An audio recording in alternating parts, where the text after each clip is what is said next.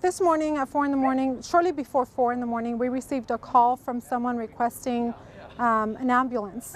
When the call taker started asking questions regarding why they needed the ambulance, the caller wasn't responding with the expected responses. So the call taker decided to send a deputy as well to do a welfare check at the residence.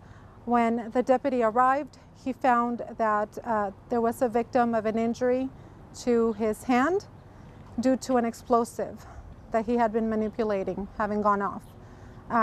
He proceeded to evacuate the members of the residence one at a time. There was 3 people in total, and then they evacuated the residences around there and called out the explosive ordnance disposal team to respond. Once the EOD team arrived and they started checking the house, they found additional explosives, or I should say explosive devices within the house for a total of 8.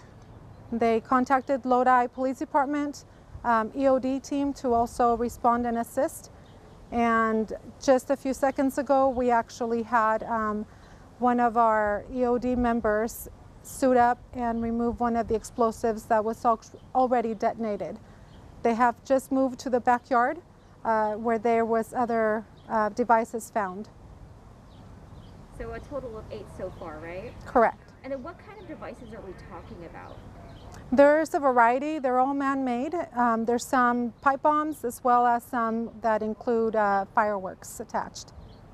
And some with fireworks attached? Correct. Why, and I'm not sure if you can answer this, but why did this person have all of these explosive devices? I really can't stipulate as to why this happened. I don't have that answer, but they are spread throughout the house, so his intentions were not good. His intentions were not good. Correct. And you know, what are the challenges these teams face in removing and making sure that these devices are safe? Well, we want to make sure that they don't go off and cause damage to the rest of the neighborhood. So they have, it's a very lengthy procedure. An investigation, it takes a long time. They had to go in and document exactly where they're at, and then they actually use devices to kind of manipulate the item without really moving it to make sure that it's not going to explode. And then they decide whether or not it can be moved or it can be detonated in place. So this is going to be a timely process, and you know, I'm sure neighbors are wanting questions. We're asking them to stay out of the area. Correct. And also exercise patience. Yes. And you know, with this person, can you tell us like anything about this person? A man? It's a man. Okay. I don't have any other information besides that. He was taken to a local hospital and went into surgery. Do we know if his injury or injuries are life-threatening at this moment?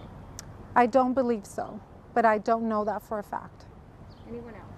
Yeah, where were the bombs found? I see yard markers out in the yard and the sidewalk. Where were they found in and around the house? Throughout the front yard, in the house, and in the backyard. The one that was exploded, did that explode just recently, today, or was it something that was already detonated a while ago? I don't know.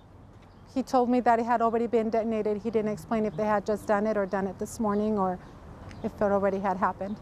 So one device so far has been detonated, but we don't know if that was, you know, the person, the man who detonated it, or whatever these circumstances Correct. were. And do we know if this house has any relation with the bombs that were found just a couple blocks from here, or the bomb that was thrown at the church and the house that was a couple blocks from here? Is there any connection with this? We don't know that. They're investigating that, but we don't know if there's a correlation. What potential charges could he be facing? Because I'm imagining he's in surgery. He's going to be. It's going to take some time for him to recover. So what happens after he is recovered?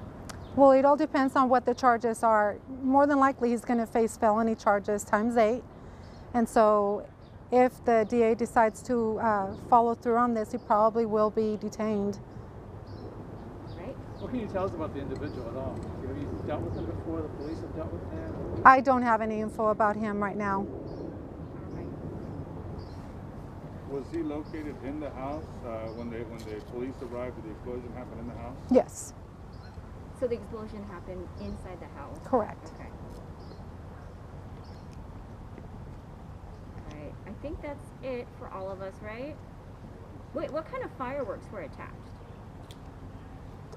I don't know. Okay, I'm just wondering if it's like one of those illegal ones that leave the air. Yeah, I have no idea. No worries. Okay. You probably already said this, but how far in the process are they in terms of eliminating all the potential explosives and detonating them, or what are they going to do with them? Well, right now they're actually trying to manipulate them and move them out. That's where they're at. So once they decide if they can actually move them, they decide whether or not they're going to detonate them in place or move them to a safer location to detonate. And at this time, are there any federal resources that you guys are going to be reaching out to? I know the last time the ATF was out here and the FBI, is there anything? I haven't been informed if that's the case.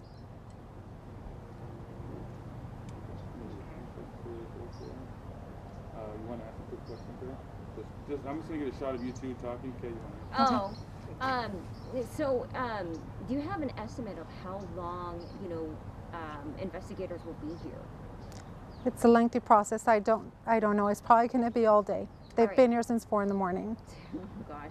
So, and then we have the street here, which is on Marine and Bristol, right? Mm-hmm. And so, what are the nearby streets that are closed beyond Marine and Bristol? Only Marine and Bristol right now. Okay. Once they actually start manipulating the devices and they determine whether or not there's a bigger public safety issue, then we start evacuating everyone else, forcing everyone to evacuate.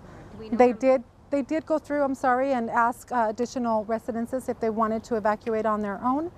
The ones that stayed decided to stay by their own choice, but the immediate